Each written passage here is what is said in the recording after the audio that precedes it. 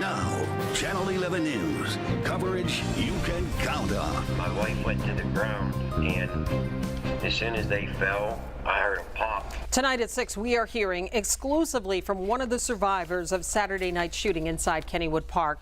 We put together this map for you. Brandon Ward was standing with his wife at the Music Express when the gun went off. That's a little more than a football field away from where the tunnel is, where you exit the park. And tonight, Brandon is recovering at home, but police are still looking for that shooter. And there are a number of questions that we're still trying to answer. First, the question everyone has: how did a gun get into the park in the first place? We also want to know about the park's exits. We just showed you a map of the tunnel that takes you out of the park, but are there other exits in case of emergencies? And third, Kennywood has a chaperone policy for guests 17 and younger, but how do they enforce that policy? And will there be changes following the shooting? Our team of reporters has been asking questions and covering all angles of this case today. We want to start with Channel 11's Amy Hudak, live at Kennywood. And Amy, the man who was shot is now telling his story. Yeah, that's right, Lisa and Liz, and you can see the Phantom's Revenge right behind me. And just to give you some perspective, the shooting happened just a few rides away outside of the Music Express.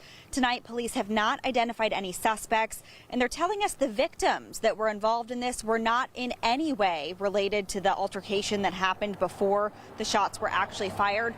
We're hearing from one of those victims who was shot tonight, who shares a harrowing story. The whole park was nothing but teenagers running wild. I mean, literally, like, there was just groups of them, you know, running everywhere, screaming. Brandon Ward said it was a gut feeling he had at the end of what was supposed to be a fun night. There was probably 2 or 3 groups of 30 kids. And, you know, I just happened to notice the one that was behind us, because he was just, he just looked too calm, like, and just, there was something going on, you knew it. Brandon and his fiancée were watching as their daughter rode the Music Express one last time before the park closed. They were leaning up against a fence. We got pushed into, and boom, it just happened so quick.